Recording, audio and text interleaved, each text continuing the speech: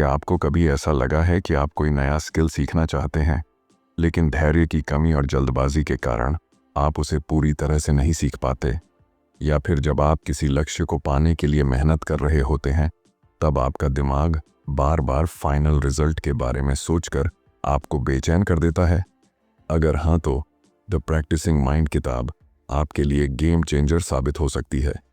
यह किताब हमें सिखाती है कि कैसे धैर्य और ध्यान, माइंडफुलनेस के साथ किसी भी चीज़ को सीखा और एंजॉय किया जा सकता है। लेखक थॉमस एम स्टर्नर बताते हैं कि सफलता केवल अंतिम लक्ष्य तक पहुंचने में नहीं, बल्कि पूरे सफ़र को एंजॉय करने में है।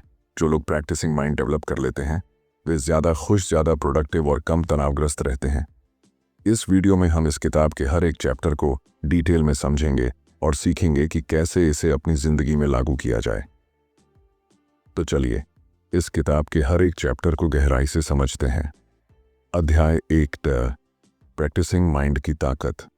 इस अध्याय में लेखक बताते हैं कि हमारी सबसे बड़ी समस्या यह है कि हम हमेशा परिणाम पर फोकस करते हैं, न कि प्रक्रिया पर। जब हम किसी काम को जल्दी खत्म करने की जल्दी में होते हैं, तो हम अपना ध्यान भटका लेते हैं और काम को सही तरीके से नहीं कर पाते। लेखक एक पियानो सीखने के उदाहरण से समझाते हैं कि अगर कोई इंसान सिर्फ इस बात पर ध्यान दे कि उसे परफेक्ट पियानो बजाना है, तो वह जल्दी निराश हो सकता है। लेकिन अगर वह हर एक प्रैक्टिस सेशन को पूरी तरह एंजॉय करने लगे, तो बिना किसी दबाव के वह धीरे धीरे बेहतरीन पियानो प्लेयर बन सकता है। यह अध्याय हमें यह समझाने की कोशिश करता है कि किसी भी स्किल को सीखने के लिए हमें धैर्य रखना होगा और प्रैक्टिस को एक बोझ की तरह नहीं, बल्कि एक यात्रा की तरह देखना होगा। जब हम हर पल में मौजूद रहते हैं और पूरी तरह से उस पर ध्यान देते हैं, तब असली विकास होता है। इसलिए लेखक कहते हैं कि हमें अपने दिमाग को इस तरह प्रशिक्षित करना होगा कि हम लक्ष्य की चिंता छोड़कर सिर्फ प्रक्रिया का आनंद लें। यही सफलता और शांति पाने का असली तरीका है। अध्याय 2, मानसिकता का खेल। इस अध्याय में लेखक बताते हैं कि हमारी सोच और मानसिकता यह तय करती है कि हम किसी भी काम को कैसे करते हैं। अगर हमारा ध्यान केवल नतीजों पर रहता है, तो हम जल्दबाजी में गलतियां करते हैं और प्रक्रिया का आनंद नहीं ले पाते। लेकिन अगर हम अपने हर छोटे छोटे प्रयास पर ध्यान देना सीख लें, तो हम न केवल उस काम में बेहतर होते जाते हैं, बल्कि मानसिक शांति भी महसूस करते हैं।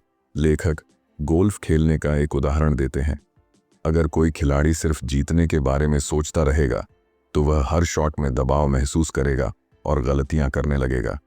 लेकिन अगर वह अपने हर शॉट पर पूरी तरह से ध्यान दे और सिर्फ खेल को एंजॉय करे, तो उसका प्रदर्शन बेहतर होगा और वह खेल का मजा भी ले पाएगा। यह सिद्धांत सिर्फ खेल में ही नहीं, बल्कि हर क्षेत्र में लागू होता है। जब हम किसी काम को इस सोच के साथ करते हैं कि बस इसे खत्म करना है, तो हम अक्सर अधूरे मन से काम करते हैं। लेकिन जब हम हर छोटे स्टेप को सराहते हैं और उसमें अपना 100% देते हैं, तो हम खुद को बेहतर बनाते हैं। इस अध्याय का एक महत्वपूर्ण संदेश यह है कि हमें अपने दिमाग को वर्तमान में लाना सीखना होगा। हमारा ध्यान बार बार भविष्य या अतीत की तरफ भागता है, जिससे हम अपने काम में पूरी तरह डूब नहीं पाते। लेखक कहते हैं कि जब हम किसी कार्य में पूरी तरह से उपस्थित होते हैं और केवल उसी क्षण पर ध्यान केंद्रित करते हैं, तब हमारी परफॉर्मेंस भी बेहतर होती है और हमें मानसिक शांति भी महसूस होती है। एक और महत्वपूर्ण बात यह है कि खुद को नतीजों से अलग करना बहुत ज़रूरी है। जब हम सिर्फ इस पर ध्यान देते हैं कि हम क्या कर रहे हैं और कैसे कर रहे हैं, तो नतीजे खुद ब खुद बेहतर आने लगते हैं। लेखक इस अध्याय में यह समझाते हैं कि सफलता केवल मंजिल तक पहुंचने में नहीं, बल्कि उस सफर को एंजॉय करने में भी है। यही मानसिकता हमें धैर्यवान, शांत और ज्यादा कुशल बनाती है। अध्याय 3, धैर्य और अनुशासन की ताकत।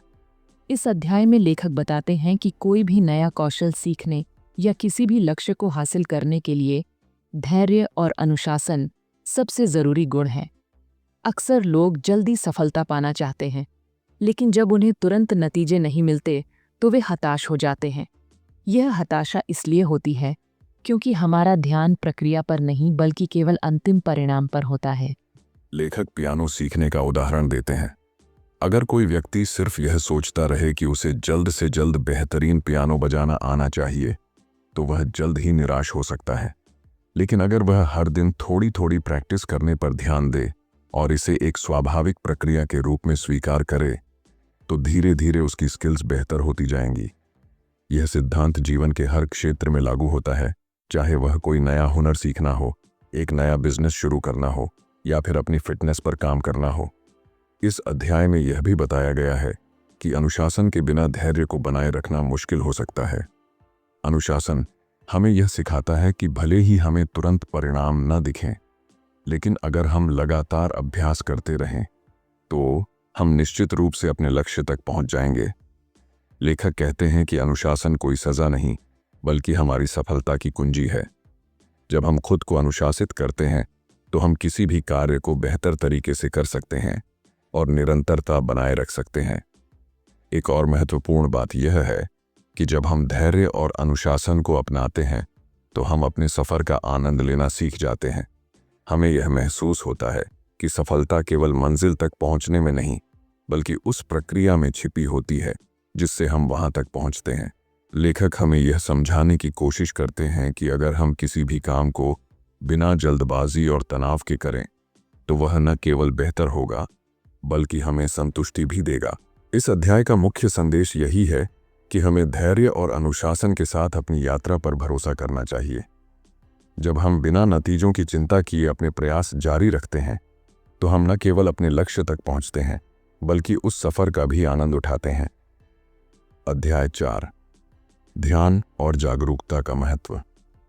इस अध्याय में लेखक बताते हैं कि किसी भी काम को पूरी एकाग्रता और जागरूकता के साथ करने से न केवल हमारा प्रदर्शन बेहतर होता है, बल्कि हमें मानसिक शांति भी मिलती है।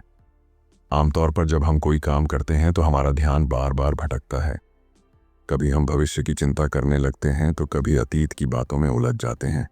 लेकिन जब हम पूरी तरह से वर्तमान क्षण में मौजूद रहते हैं, तब हम अपने कार्य को अधिक प्रभावी और आनंददायक बना पाते हैं। लेखक ध्यान, माइंडफुलनेस का उदाहरण देते हुए बताते हैं कि जब हम कोई साधारण काम भी ध्यानपूर्वक करते हैं, जैसे बर्तन धोना या गाड़ी चलाना, तो हम उसमें भी संतोष और आनंद महसूस कर सकते हैं। अगर हमारा ध्यान बटा हुआ हो तो वही काम हमें उबाऊ और बोझिल लगने लगता है। इसलिए किसी भी कार्य को सफलतापूर्वक करने के लिए ज़रूरी है कि हम पूरी तरह से उसमें डूब जाएं और उसे पूरे मन से करें। लेखक ये भी समझाते हैं कि ध्यान और जागरूकता का सीधा संबंध आत्मनियंत्रण से होता है। जब हम किसी काम को बिना विचलित हुए पूरा करते हैं तो हम ज़्यादा आत्मविश्वासी और शांत महसूस करते हैं। लेकिन अगर हमारा ध्यान बार बार इधर उधर जाता रहता है तो हम अपने दिमाग को सही दिशा में केंद्रित नहीं कर पाते। इसीलिए ध्यान लगाना और अपनी जागरूकता को बढ़ाना एक महत्वपूर्ण अभ्यास है जो हमें अधिक उत्पादक और सफल बना सकता है। इस अध्याय का मुख्य संदेश यह है कि हमें हर कार्य को पूरे ध्यान और जागरूकता के साथ करना चाहिए। जब हम किसी भी काम को पूरी तरह से महसूस करने और उसे एंजॉय करने लगते हैं तो न केवल हमारा प्रदर्शन सुधरता है, बल्कि हमारी मानसिक शांति और आत्मसंतोष भी बढ़ता है। लेखक हमें यह सिखाते हैं कि सफलता का असली रहस्य केवल मेहनत में नहीं, बल्कि उस मेहनत को सही मानसिकता के साथ करने में छिपा होता है। अध्याय 5, प्रक्रिया में सहजता लाना। इस अध्याय में लेखक बताते हैं कि जब हम किसी काम को स्वाभाविक रूप से बिना किसी दबाव और जल्दबाजी के करते हैं तो वह ज़्यादा प्रभावी और आनंददायक बन जाता है। आमतौर पर लोग किसी भी कार्य को बोझ की तरह देखने लगते हैं, जिससे वे जल्दी थक जाते हैं और काम में मन नहीं लगा पाते। लेकिन जब हम काम को एक खेल की तरह लेते हैं और उसकी प्रक्रिया को अपनाते हैं तो हम उसमें सहजता महसूस करने लगते हैं। लेखक बताते हैं कि जब कोई कलाकार पेंटिंग बनाता है तो वह सिर्फ अंतिम नतीजे पर ध्यान नहीं देता, बल्कि हर ब्रश स्ट्रोक का आनंद लेता है। इसी तरह अगर हम अपने जीवन के हर कार्य को इस मानसिकता के साथ करें कि हम प्रक्रिया में पूरी तरह मौजूद रहेंगे और बिना किसी तनाव के उसे पूरा करेंगे, तो हमारा अनुभव ज़्यादा सकारात्मक होगा। इस अध्याय में यह भी बताया गया है कि किसी भी स्किल को मास्टर करने में समय लगता है, लेकिन अगर हम उस सफ़र का आनंद लेने लगें तो हम बिना किसी अतिरिक्त मानसिक बोझ के लगातार सुधार कर सकते हैं। लेखक इस बात पर जोर देते हैं कि जब हम अपने कार्य को खेल की तरह लेते हैं और उसे सहजता से करते हैं, तब न केवल हमारा प्रदर्शन सुधरता है, बल्कि हम ज्यादा खुश और आत्मविश्वासी भी महसूस करते हैं। इस अध्याय का मुख्य संदेश यह है कि किसी भी कार्य को तनाव या जल्दबाजी के साथ करने की बजाय हमें उसे आरामदायक और स्वाभाविक रूप से करना चाहिए। जब हम प्रक्रिया को अपनाते हैं और उसे बोझ की तरह नहीं बल्कि एक यात्रा की तरह देखते हैं, तब हम उसमें और ज्यादा निपुण होते जाते हैं। लेखक हमें यह सिखाते हैं कि सफलता केवल लक्ष्य तक पहुंचने में नहीं, बल्कि उस रास्ते को सहजता और संतुष्टि के साथ तय करने में भी है। अध्याय 6, आत्म जागरूकता और संतुलन।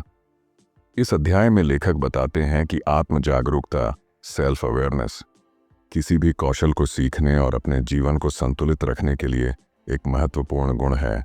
जब हम अपने विचारों, भावनाओं और कार्यों को गहराई से समझने लगते हैं, तो हम अपनी कमजोरियों और क्षमताओं को बेहतर तरीके से पहचान सकते हैं। यह आत्म जागरूकता हमें यह तय करने में मदद करती है कि हमें अपने जीवन में किस चीज़ पर ध्यान देना चाहिए और किस चीज़ को छोड़ देना चाहिए। लेखक यह समझाने के लिए संगीत का उदाहरण देते हैं। जब कोई व्यक्ति वाद्य यंत्र बजाना सीखता है, तो उसे यह जानना जरूरी होता है कि वह कहाँ गलती कर रहा है और उसे किस क्षेत्र में सुधार करने की जरूरत है। अगर वह बिना आत्म जागरूकता के बस रटे रटाए तरीके से अभ्यास करता रहेगा, तो वह ज्यादा प्रगति नहीं कर पाएगा। इसी तरह जीवन में भी हमें अपने कार्यों और आदतों पर लगातार ध्यान देना चाहिए, ताकि हम बेहतर निर्णय ले सकें और अपने विकास को सुनिश्चित कर सकें। इस अध्याय में लेखक यह भी बताते हैं कि संतुलन बनाए रखना क्यों जरूरी है। अक्सर लोग किसी भी लक्ष्य को पाने के लिए इतने जुनूनी हो जाते हैं कि वे खुद को थका देते हैं या अपनी मानसिक शांति खो देते हैं। लेखक कहते हैं कि किसी भी चीज में अत्यधिक लगाव या दबाव हमें नुकसान पहुंचा सकता है। इसलिए किसी भी कौशल को सीखते समय या किसी लक्ष्य की ओर बढ़ते समय हमें अपने मन और शरीर को संतुलित रखना चाहिए। इस अध्याय का मुख्य संदेश यह है कि आत्म जागरूकता और संतुलन एक सफल और संतुष्ट जीवन जीने के लिए जरूरी है। जब हम अपने विचारों और कार्यों को गहराई से समझते हैं और अपने जीवन में संतुलन बनाए रखते हैं, तब हम न केवल बेहतर प्रदर्शन कर पाते हैं, बल्कि अधिक खुश और आत्मनिर्भर भी महसूस करते हैं। लेखक हमें यह सिखाते हैं कि केवल मेहनत करना ही काफी नहीं है, बल्कि सही दिशा में और सही मानसिकता के साथ आगे बढ़ना भी उतना ही महत्वपूर्ण है। अध्याय 7, अभ्यास ही सफलता की कुंजी है। इस अध्याय में लेखक बताते हैं कि कोई भी महान कौशल या सफलता केवल एक बार प्रयास करने से नहीं मिलती, बल्कि लगातार अभ्यास करने से ही संभव होती है। जब हम किसी भी चीज को नियमित रूप से अभ्यास करते हैं, तो वह धीरे धीरे हमारी आदत बन जाती है और हम उसमें स्वाभाविक रूप से निपुण हो जाते हैं। लेखक ये समझाते हैं कि अभ्यास सिर्फ एक प्रक्रिया नहीं है, बल्कि यह हमारे सोचने और करने के तरीके को भी बदल देता है।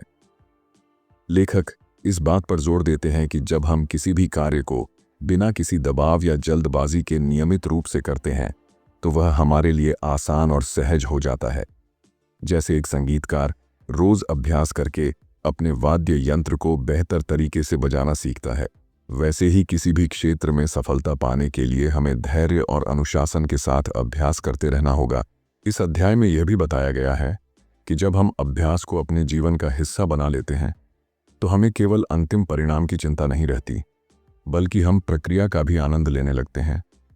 ये मानसिकता हमें न केवल अधिक प्रभावी बनाती है, बल्कि हमारी आत्मशक्ति और आत्मविश्वास को भी मजबूत करती है। लेखक कहते हैं कि जब हम अभ्यास को बिना किसी बोझ के पूरी जागरूकता और ध्यान के साथ करते हैं, तो हम तेजी से प्रगति करते हैं और किसी भी क्षेत्र में महारत हासिल कर सकते हैं। इस अध्याय का मुख्य संदेश यही है कि सफलता का असली रहस्य निरंतर अभ्यास में छिपा है। जब हम हर दिन थोड़ा थोड़ा सुधार करने पर ध्यान देते हैं और अभ्यास को अपने जीवन का एक स्वाभाविक हिस्सा बना लेते हैं, तो हम अपनी क्षमताओं को लगातार बढ़ाते जाते हैं।